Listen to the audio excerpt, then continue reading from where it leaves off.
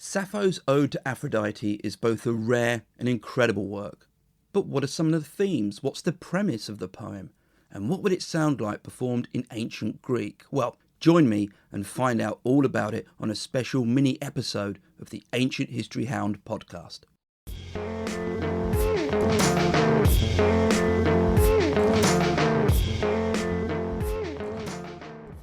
Hi, and welcome to the Ancient History Hound podcast. My name's Neil, and I've been doing this podcast for coming up to 5 years, and so I thought I'd try something new, an occasional shorter episode, which allows me to focus on something which might not be as well suited for a longer format episode. So the first short episode is on Sappho's Ode to Aphrodite. This was something which I used in my MA dissertation many years ago. Just so you know, there will be episode notes with a transcription on my new and improved website, ancientblogger.com. What you can expect is a brief overview of Sappho, some of the elements of the poem, and even a performance of it in ancient Greek. Not by me, I hasten to add, but by the fantastic people at Sekilo. They are all about ancient Greek music. Links to their YouTube channel, where they showcase music played on ancient Greek instruments, will feature in the episode notes on the new and improved ancientblogger.com website. Here we go then. To start with, who was Sappho? Sappho will at some point get her own episode because she's one of the great figures from antiquity. She was born in the late 7th century BCE to a well-set family on the island of Lesbos. She wrote large amounts of poetry. Sadly, little of it survives. In fact, one estimate is that we only have 1% of all of her work. But back in antiquity, she was recognised as a great artist and a great person. An important point about poetry in ancient Greece is often missed, that it was performed. Where we think of poetry nowadays as experienced primarily in a book, the works of Sappho would have been sung with accompanying music. It was a performance, and it was a work of art which existed on many different levels. Lesbos is an island which hugs the coast of modern-day Turkey, so Sappho wasn't from mainland Greece, and this was reflected in her work through her accent. The three dialects of ancient Greek at the time were Ionic, Doric, and Aeolic. And it was Aeolic which Sappho spoke, and this gave her work a strong accent, differing from the other two. In fact, it was an element which would make her poetry difficult to understand for both Greeks and later cultures. And then there's the other thing Sappho was closely associated with, a woman's love for another woman. Lesbos and Sappho gave rise to the modern words lesbian and sapphic, and yet what we know about Sappho is minuscule. Perhaps, well, more than that, hopefully, more fragments will come to light, or perhaps even an entire poem, because trust me, she's absolutely fascinating.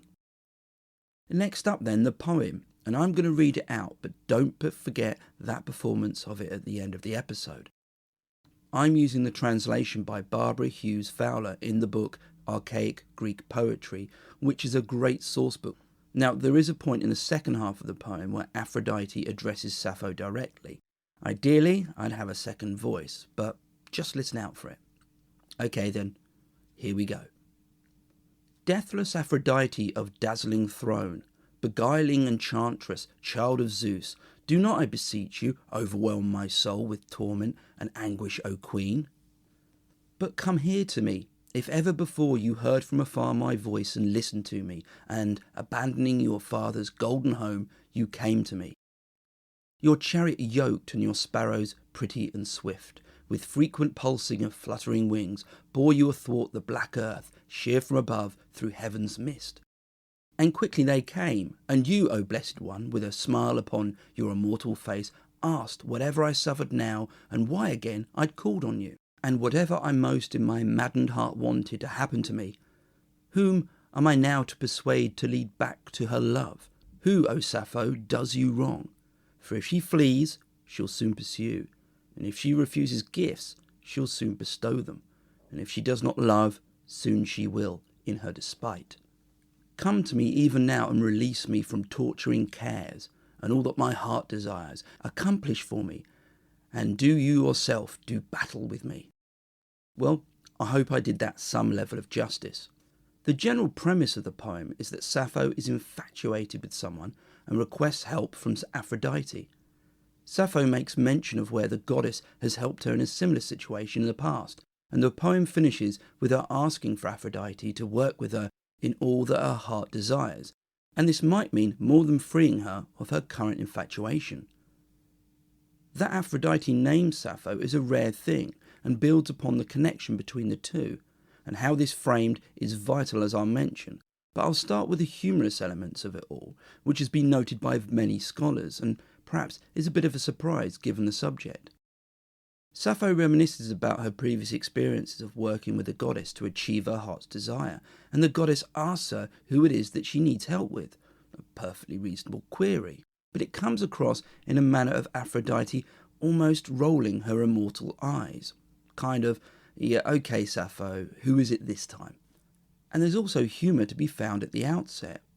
For example, how does Aphrodite arrive? Well, not by appearing or flying, but in a chariot. Okay, you might say, that's impressive, but less so when it's drawn by sparrows. Again, there's the opinion that the juxtaposition of sparrows pulling a chariot is in itself a bit of a joke. It feels a bit Monty Python. Not only are sparrows hardly a grand animal, but in terms of how it would function, well, they aren't exactly animals which would pull in the same direction. And how are they attached exactly?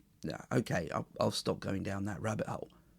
Now, sparrows weren't randomly chosen. They're actually a bird associated with the goddess, just perhaps not necessarily the ones you'd want pulling you along.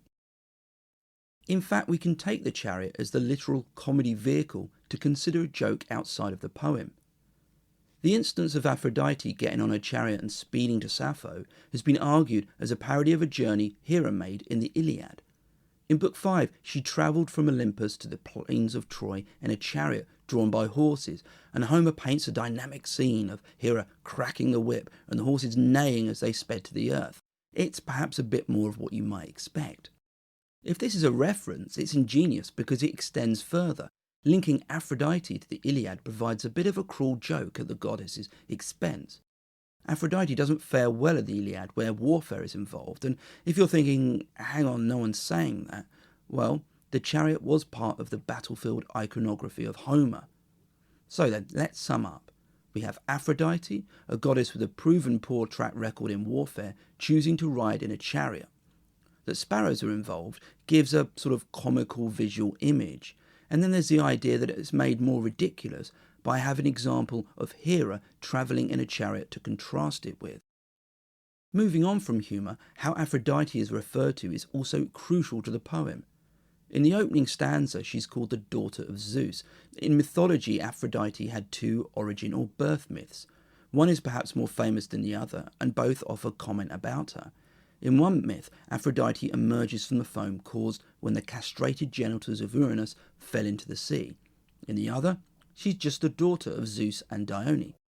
But Sappho uses the latter, perhaps the more civilized and gentler form of Aphrodite, because she had something of a fearsome side. Greek gods could have particular aspects or elements appealed to invoke them. You may have noticed that often an epithet follows the name of a god. It was always crucial to get this right.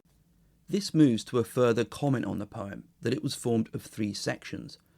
The initial appeal to Aphrodite, the reminder of past experiences together which supported the request, and the demand which is made at the end. Here we have a poem acting in a more formalised appeal structure, and in a way which has been seen in the later tradition of love spells. Love spells became almost an established practice throughout classical Greece and in the later periods. Potions and amulets might help, but also an incantation or type of prayer, and Aphrodite was exactly who you might turn to. In the Iliad, Aphrodite helps Hera seduce Zeus, and later, in the 5th century BCE, we have Pindar giving an account of Aphrodite helping mortals. Here, it's Jason of Argonaut's fame looking to win the affections of Medea. He does so, and Pindar wrote how this was achieved using incantations he was taught by Aphrodite. But love wasn't an easy thing, and you could probably say the same thing now. In fact, Sappho in another poem described it in a manner similar to an illness or disease, as a fire running under the skin.